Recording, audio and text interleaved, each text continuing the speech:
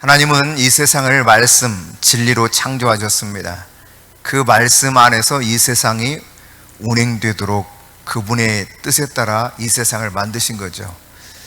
그럼에도 불구하고 이 세상의 수많은 사람들은 진리가 그 속에 없는 가운데 살아가고 있습니다.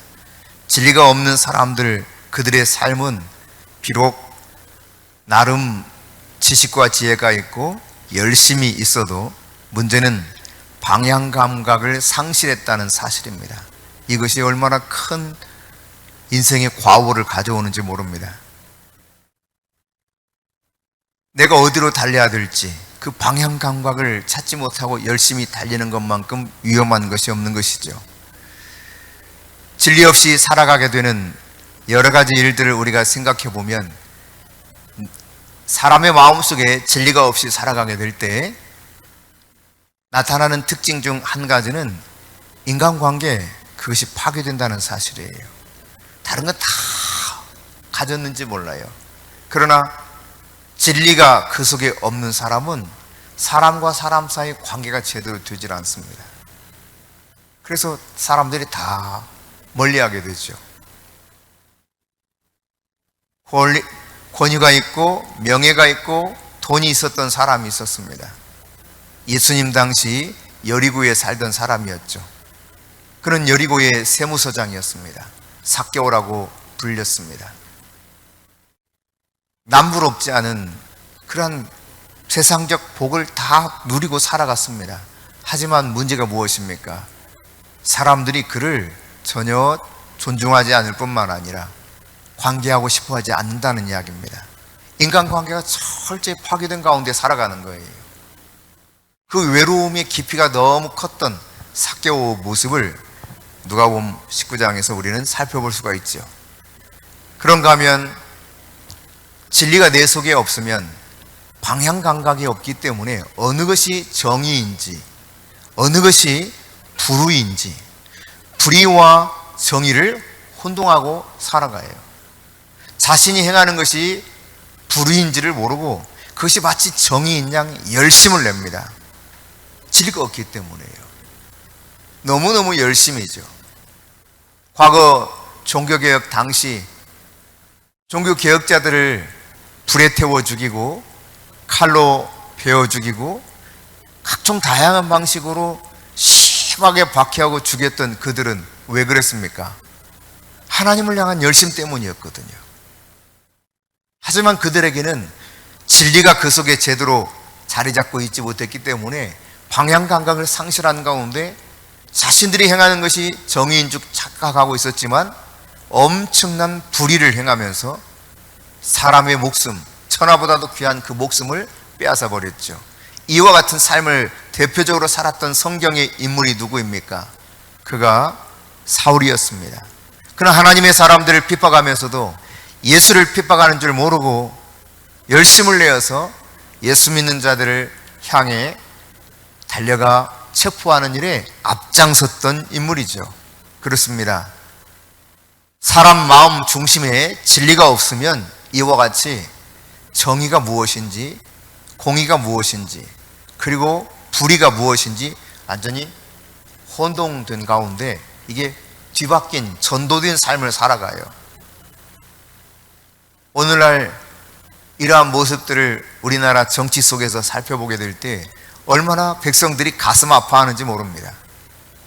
자신들은 정의롭다고 외치지만 백성들이 보기에는 정의가 아닌 불의를 행하고 있는 거예요. 너무도 그러나 당당합니다. 떳떳합니다. 가슴을 치며 통곡하고 심하게 애통하는 사람들의 마음을 전혀 아랑곳하지 않습니다. 왜요? 그 속에 진리가 없기 때문에 그렇습니다. 여러분, 진리가 내 속에 자리하지 못하면 인간이 그 외로움과 고통을 극복하기 위한 다양한 중독에 빠져버립니다. 인터넷 중독에 얼마나 많은 사람들이 빠져 있습니까? 게임 중독, 도박 중독, 다양한 성 중독. 그것은 고위주의를 막론하고 모든 사람들이 다 이와 같은 중독 속에 빠져가는 모습을 봅니다. 술 문화가 왜 그렇게 발달했습니까? 결국은 중독 가운데 살고 있기 때문에 그렇습니다. 다양한 중독에 그렇게 시달리는 이유, 그 본질은 바로 그 중심 속에 진리가 없기 때문이에요. 그런 진리가 없는 가운데 사람 관계 속에 목말라 했던, 사람 중독에 빠져 있었던 사람, 성경 속에 한 인물을 들라치면 요한복음 2장에 나오는 수가성 여인입니다. 그는 사랑에 목말라 했습니다. 그러나 자신이 원하는 그 사랑과 행복을 맛보질 못하죠. 그런가 하면 여러분, 오늘 본문에 등장하는 다윗의 모습을 보십시오. 한때 진리가 그를 온전히 주장했습니다. 그래서 하나님은 다윗을 향해서 내 마음에 합한 사람이다, 정말 내 뜻에 너무너무 딱 맞다, 내가 이 다윗을 통해서 나의 모든 일을 이룰 것이다, 이와 같이 칭찬받았던 다윗입니다. 그러나 이 마음 안에 진리가 머무르지 못하고 진리 안에서 그가 떠났을 때 어떤 문제를 가져옵니까? 그것이 사무엘하 11장에 기록된 내용이죠. 충성스러운 햇사람 우리아의 아내 밧세바를 보고 음욕을 품습니다. 그리고 그를 데려다가 간통하게 되죠. 간음하게 되죠. 임신된 이 소식을 들었을 때 이것을 감추기 위해서 다양한 방식으로 무언가를 시도합니다. 우리아에게 특별 휴가를 주어서 아내에게 가서 잠시 머무르다 가도록 하지만 우리아가 너무 우직하게 충성스러운 거예요. 참 그런 바보스럽게 충성하는 사람이 있을까 싶을 정도로 그렇게 충성스럽고 선한 햇사람 우리아를 마침내 다윗은 죽이기로 결정하죠. 그래서 오늘 성경은 뭐라고 표현하고 있느냐? 네가 너의 칼로 암몬 사람의 칼을 빌려서 그 목을 쳤다는 것입니다. 우리아를 그렇게 죽이고 우리아의 아내였던 밧세바를 자기 아내로 삼아버리는 이러한 뼈아픈 실수를 다윗이 범하고 있는 것이 사무엘하 11장에 기록되어 있습니다. 왜 그랬습니까? 적어도 그때만큼은 이 다윗의 마음속에 진리가 없었던 거예요. 주님이 안 계셨던 거예요. 내가 주인이 되어버렸던 것이죠. 인간의 비극은 바로 여기서 시작되는 거예요. 진리이신 주님이 나의 주인이 되지 못하고 내가 주인 되어서 내 마음대로 살아가는 이런 삶, 방향 감각을 상실해요. 어떻게 내가 살아가야 되는지를 잘 모르고 판단 문제에 빠지는 것이죠. 그리고 그 문제가 어떤 상황 속에서 진행되더라도 이걸 잘 감각하지 못해요. 그리고 자신이 옳은 것이라고 여기고 또 그렇게 진짜 믿고 살아가는 사람들도 많다는 사실입니다. 여러분, 그렇습니다. 진리는 무엇입니까? 예수님께서 요한복음 14장 6절에 내가 곧 길이요 진리요 생명이니 나로 말미암지 않고는 아버지께로 올 자가 없느니라. 주님이 진리이십니다. 예수님이 진리이십니다. 그 진리이신 말씀은 또한 태초에 말씀이 계셨는데 그 말씀이 육신이 되어서 이 땅 가운데 오셨다고 요한복음 1장 1절과 14절에 기록하고 있죠. 그렇습니다. 로고스이신 말씀이신 그분이 이 땅에 육신의 몸을 입고 오신 주님이셨고 주님은 또한 말씀하심으로 우리에게 진리가 무엇인가를 가르쳐 주고 있습니다. 진리, 그것은 참도, 참이치라고 하는 것이죠. 기록된 말씀 로고스가, 그 진리가 내 안에서 생명력 있게 역사하기 위해서는 그 말씀이 내 속에 심겨진 말씀으로 받아들여져야 됩니다. 하나님이 지금 오늘 이 시간 나에게 말씀하신다. 저 말씀은 내가 들어야 될 진리다 라고 받아들이는 순간 내 안에서 그 말씀은 생명이 됩니다. 그것이 레마의 말씀이죠. 얼마나 똑똑했습니까? 얼마나 많은 선한 일들을 감당했습니까? 그러나 진리가 없었던 전 서울시장 박원순 씨는 자신이 무엇을 행하고 있는지 분명 알고 있음에도 불구하고 방향 감각을 상실하고 비틀거리는 것입니다. 그 비틀거림 때문에 자신의 목숨까지 결국 스스로 내어주고 마는 이런 안타까운 일이 우리 안에 있었던 것은 바로 진리가 없었기 때문이에요. 어디 그 사람뿐입니까, 여러분? 지금도 큰 소리 치는 많은 사람들을 보십시오. 너무도 뻔뻔스럽게 거짓을 아주 자신만이 참이라고 하는 사실을 너무 당당하게 외칩니다. 그랬다가 불리하면 금세 바꿉니다. 언제 내가 그랬냐는 듯. 그리고 다양한 이유들을 거기다 덧붙입니다. 너무너무 뻔뻔하죠. 왜 그렇게 살아갑니까? 진리가 없기 때문에 그렇습니다. 그러나 성경은 이러한 진리에서 벗어나게 되었을 때 오늘 정말 하나님의 마음에 합했던 다윗조차 어떻게 되었는가를 우리에게 보여주면서 진리에서 벗어난 이 모습, 왜 다윗이 진리에서 벗어났는가, 그것을 우리에게 잘 보여주고 있죠. 여러분, 사무엘 하 11장 1절과 2절을 보십시다. 사무엘 하 11장 1절 2절입니다. 같이 읽습니다. 그 해가 돌아와 왕들이 출전할 때가 되매 다윗이 요압과 그에게 있는 그의 부하들과 온 이스라엘 군대를 보내니 그들이 암몬 자손을 멸하고 랍바를 에워쌌고 다윗은 예루살렘에 그대로 있더라. 저녁 때에 다윗이 그의 침상에서 일어나 왕궁 옥상에서 거닐다가 그곳에서 보니 한 여인이 목욕을 하는데 심히 아름다워 보이는지라. 여러분, 그렇습니다. 오늘 성경은 분명하게 이처럼 기록하고 있습니다. 왕들이 출전할 때가 되었다는 것입니다. 전쟁터에 지금 왕이 나가야 될 시기라는 것입니다. 때를 분별해야 됩니다. 내가 지금 무엇을 해야 될 때인가?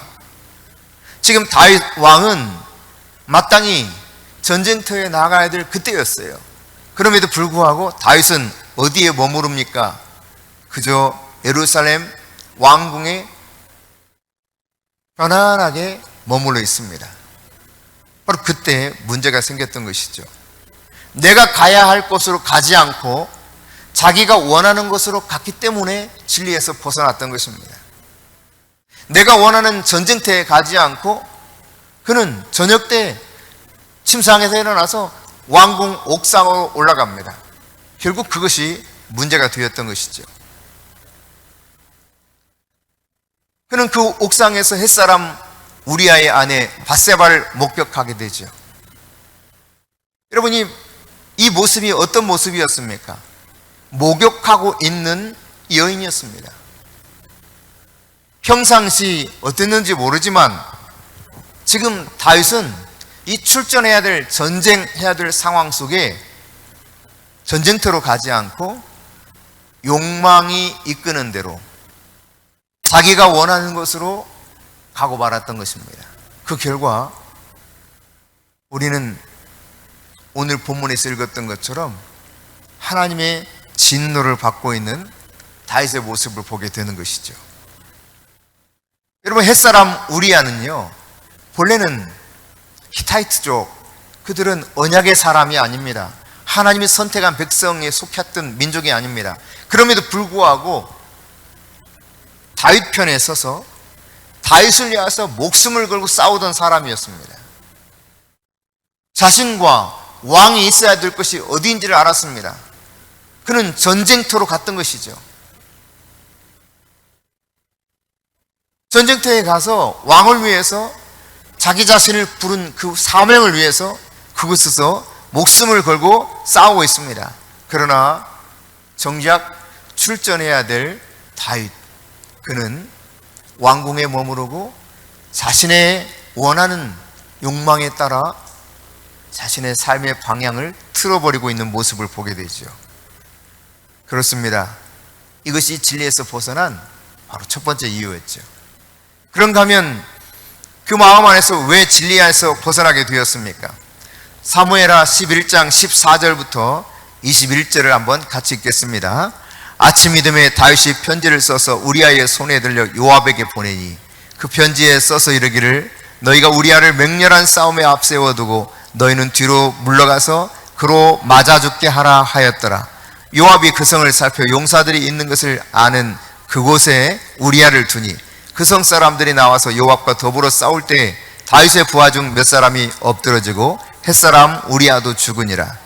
요압이 사람을 보내 그 전쟁의 모든 일을 다윗에게 보고할세 그 전령에게 명령하여 이르되 전쟁의 모든 일을 내가 왕께 보고하기를 마친 후에 혹시 왕이 노하여 내게 말씀하시기를 너희가 어찌하여 성에 그처럼 가까이 가서 싸웠느냐 그들이 성 위에서 쏠 줄 알지 못하였느냐 여룹베셀의 아들 아비멜렉을 쳐 죽인 자가 누구냐 여인 하나가 성에서 맷돌 윗짝을 그 위에 던짐에 그가 데베스에서 죽지 아니하였느냐 어찌하여 성에 가까이 갔더냐 하시거든 내가 말하기를 왕의 종 햇사람 우리아도 죽었나이다 하라. 여러분, 이 일이 왜 이렇게 일어나게 되었죠? 다윗이 자신의 잘못을 숨기기 위해서 이와 같이 요압에게 햇사람 우리아를 최전방에 내보내서 죽게 만들으라고 했던 바로 그 비밀스러운 편지 때문이었죠. 자신의 잘못을 자꾸 숨기려다 보니까 이런 엄청난 잘못을 저지르고 있는 것입니다. 그렇게 충성스러웠던 햇사람 우리아지만 다윗이 자신의 잘못을 사람들 안에 밝히기 꺼리하는 이러한 마음, 이것이 결국은 한 생명을 빼앗아 버렸고 그 가정을 초토화시켜 버렸던 것입니다. 또한 이 일로 말미암아 요압의 마음, 이스라엘 군인들의 마음은 어떻게 되었겠습니까? 이 백성들의 마음은 어떻게 되었겠습니까? 자신은 숨긴다고 생각했는데 온천하에 다 드러나도록 하나님이 하셨던 이 일을 우리가 보지 않습니까? 여러분, 불순종은 덮을 것이 필요합니다. 창세기 3장 말씀에 보면 선악을 알게 하는 나무 열매를 임으로 따먹지 말아라 했던 여호와의 말씀을 어기고 선악을 알게 하는 나무 열매를 하와와 아담이 함께 먹게 되죠. 그때 그들은 죄를 덮기 위해서 어떤 방법을 취합니까? 무화과 나무 이파리를 따서 치마를 엮고 그들의 부끄러움을 가리고 있죠. 여러분, 자신의 잘못을 덮으려고 하는 태도는 그냥 자연스러운 모습 같아요. 그러나 보호한다고, 덮는다고, 그 필요성을 느낀다고 덮었던 그 결과가 거짓으로 보호하려는 노력이 얼마나 효력이 있었습니까? 아무런 효력이 없었습니다. 오히려 그 문제를 가지고 하나님 앞에 그대로 있는 그대로 말씀드리고 용서를 구했으면 좋을 뻔했죠. 다 역시도 마찬가지입니다. 인간은 이처럼 자신의 하나님 앞에 불순종하고 죄를 범하게 되면 뭔가 자꾸 그것을 덮으려고 하는 본능이 있어요. 덮을 필요를 느끼게 되는 거죠. 이것을 어떻게 해서라도 가리고 싶은 거예요. 부끄러우니까. 그로 인한 형벌이 따를 수도 있기 때문에. 그러나 여러분, 오늘 진리를 벗어나는 것은 아주 간단합니다. 하나님의 말씀을 어기는 불순종으로부터 시작되는 것이었어요. 또한 그것은 잘못된 것을 숨기려고 하는 태도, 바로 이것이 문제가 되었던 것을 발견하게 됩니다. 그렇게 되었을 때 여러분, 자신이 이 문제를 어떻게 해서라도 덮고 가고자 했을 때 어떤 결과를 가져오게 됩니까? 진리를 벗어나면 그것은 사무엘하 12장, 오늘 우리 읽었던 본문 9절 10절 보세요. 자, 같이 읽습니다. 그러한데 어찌하여 내가 여호와의 말씀을 업신여기고 나보기에 악을 행하였느냐? 내가 칼로 햇사람 우리아를 치되 암몬 자손의 칼로 죽이고 그의 아내를 빼앗아 내 아내로 삼았도다. 이제 내가 나를 업신여기고 햇사람 우리아의 아내를 빼앗아 내 아내로 삼았은즉 칼이 내 집에서 영원토록 떠나지 아니하리라 하셨고. 그렇습니다, 여러분. 진리를 벗어나는 것은 단순한 문제가 아닙니다. 하나님의 말씀을 벗어나는 것, 진리를 따라 살지 못하는 것, 이것은 그냥 그저 그런 문제가 아니라는 이야기예요. 없었던 일처럼 지나가고 그리고 나서 자연스럽게 해결받고 이럴 만한 성질의 것이 아닌 것은, 진리를 벗어나는 것은 하나님을 업신여기는 것이 되는 것입니다. 오늘 하나님은 말씀하고 있습니다. 내가 어찌하여 여호와의 말씀을 업신여겼느냐. 말씀, 진리를 벗어나는 것, 이것은 여호와를 업신여기는 것이요, 그 결과는 여호와 하나님으로부터 보호받지 못한다는 사실을 발견하게 돼요. 14절에 하나님은 분명히 이렇게 말합니다. 이 일로 말미암아 여호와의 원수가 크게 비방할 거리를 얻게 하였으니 당신이 낳은 아이가 반드시 죽으리이다. 그렇습니다. 보호를 받지 못합니다. 11절에도 뭐라고 말합니까? 여호와께서 너와 내 집에 재앙을 일으키는데 내가 눈앞에서 내 아내를 빼앗아 내 이웃들에게 주리니 그 사람들이 내 아내들과 더불어 백주에 동침하리라. 참으로 고통스러운 말씀을 하고 있습니다. 하나님의 권위 아래에 있을 때 보호받을 수 있는 것입니다. 하나님의 진리 안에 머무를 때, 말씀이 나를 주장하게 될 때 우리는 안전하게 살아갈 수 있는 것입니다. 그러나 진리를 벗어나서 그 말씀 범위를 내 마음대로 거역하며 살아가게 될 때 하나님으로부터 보호받을 수 없다는 사실이에요. 하나님의 은혜를 누릴 수 없다는 사실을 분명히 깨달아 알게 되는 것입니다. 여러분, 그러면 우리가 이처럼 진리에서 벗어나게 되는 원인과 그에 따른 결과를 짤막하게 살펴봤는데, 우리가 그러면 진리 안에 있게 되면 어떤 일들이 일어날까? 요한복음 15장을 잠시 보도록 하겠습니다. 요한복음 15장입니다. 1절부터 14절 말씀.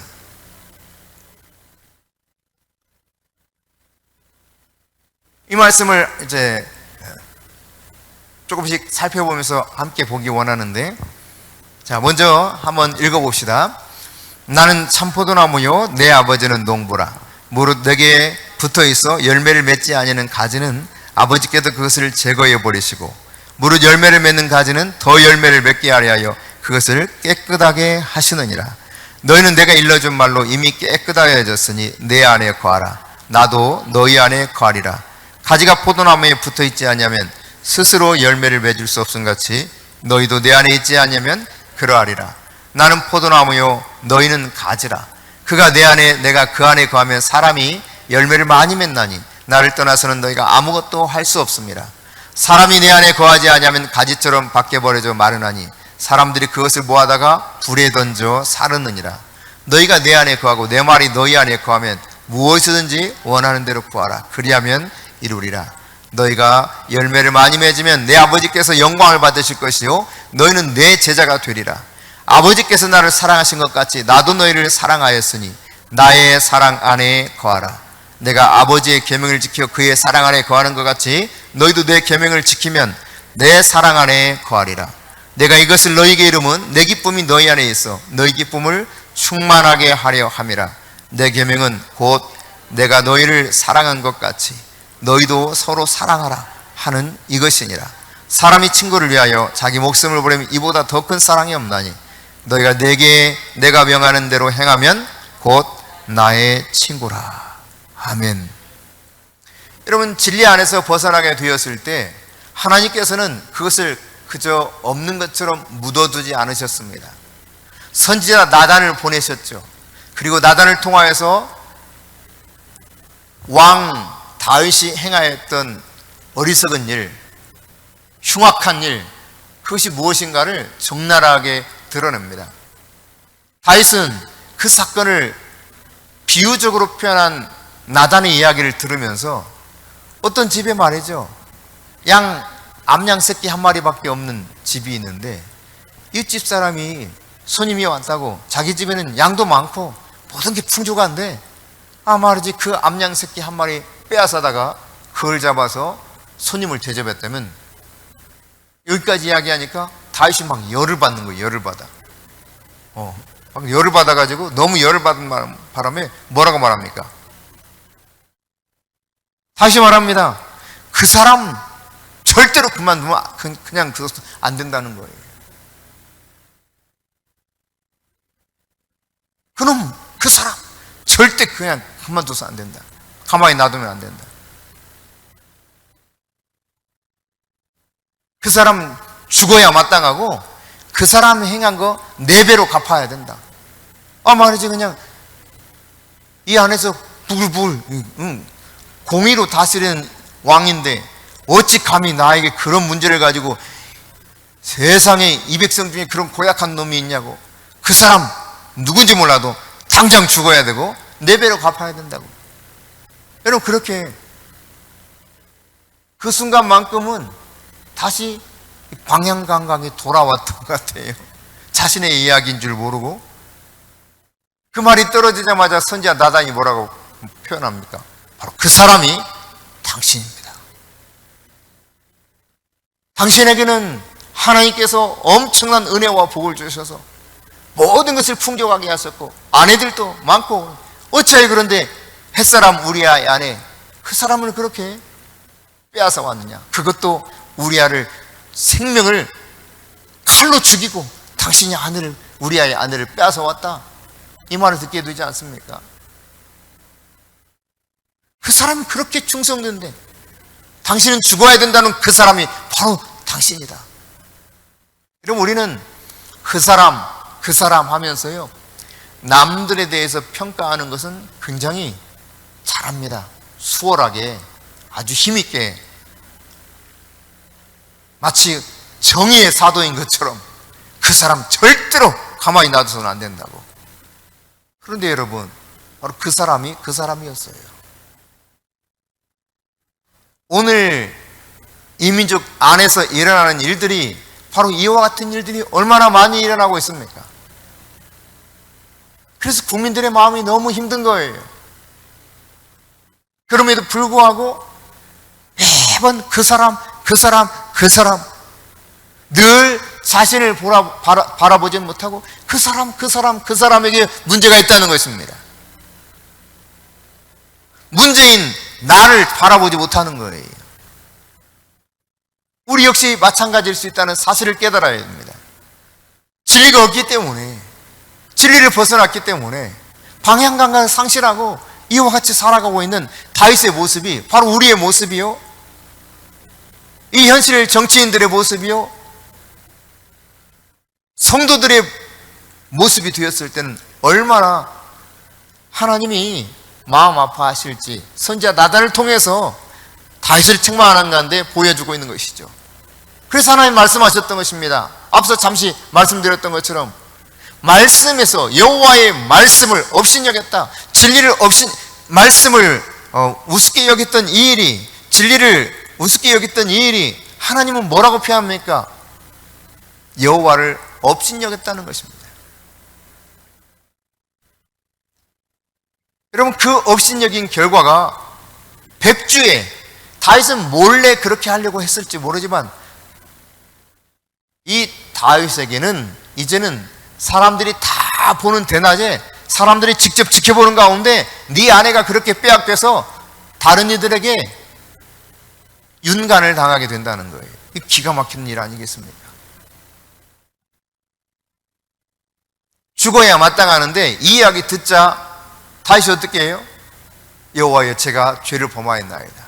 그러자 하나님께서 선지자 나단을 통해서 즉시로 또 죄를 용서해 주셨다고 말씀하고 있죠. 다만 원수 마귀에게 비방할 거리를 크게 주었기 때문에 이제 너의 태어난 이 아들이 반드시 죽을 것이다. 이와 같은 진리에서 벗어난 삶이 얼마나 우리에게 큰 아픔과 고통과 불행을 가져오는가를 잘 보여주고 있어요. 반면에 방금 읽었던 이 요한복음 15장 1절부터 14절에 보면 우리가 진리 안에 머무를 때, 진리 속에서 살아갈 때 어떤 일이 있게 되는가를 잘 보여주고 있죠. 나는 포도나무에 너는 가지라. 그가 내 안에, 내가 그 안에 거하면, 함께 살면, 그 말이죠. 사람이 열매를 많이 맺나니. 그렇습니다, 여러분. 진리이신 예수 그리스도의 말씀 안에 우리가 살게 되면, 그 말씀이 우리를 통치하고 말씀과 더불어 살게 되면 하나님은 우리의 삶에 풍성한 결실을 약속하고 있어요.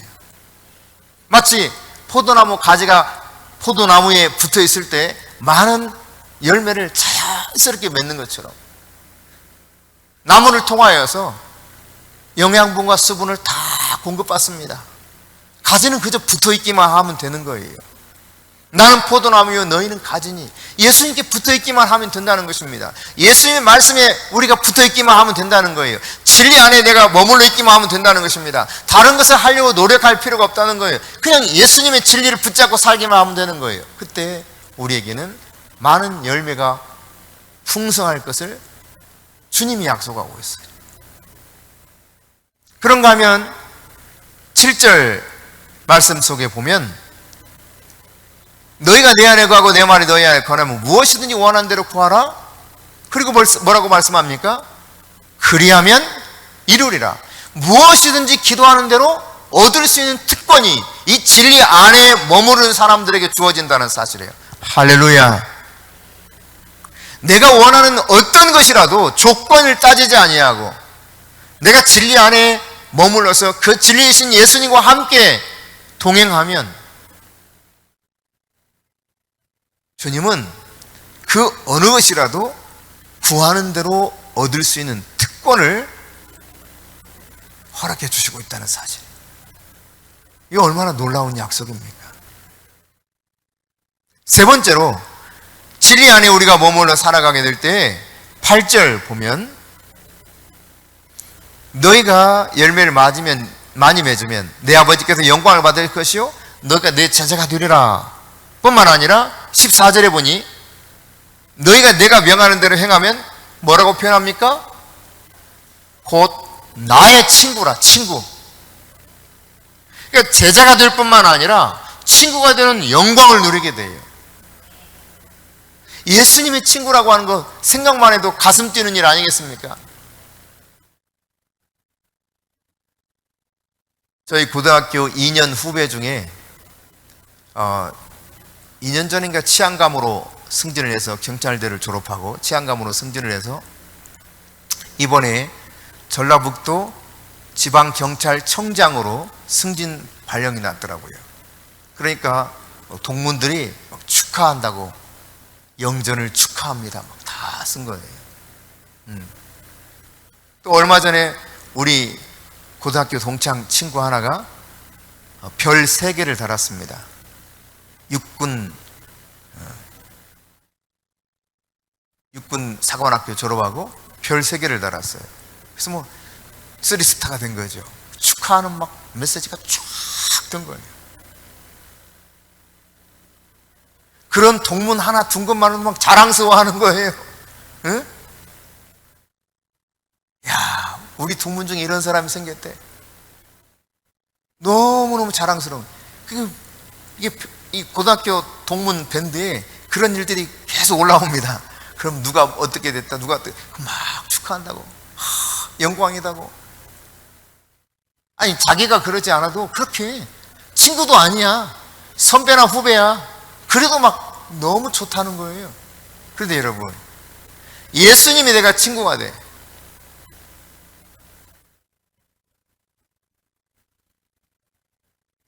모든 것을 말씀 한마디로 창조하신 그 능력의 주님이 내 친구.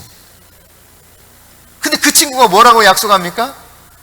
너희들 내 이름으로 무엇이든 구하는 대로 다 이루어 줄게. 너 내 친구야.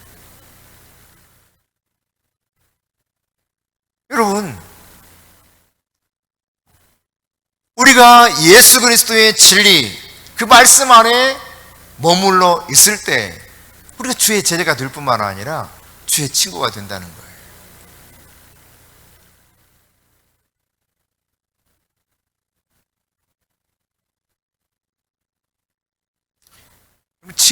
친구들이 잘 되면 여러분 막 기뻐요? 아니면 막 우울해져요?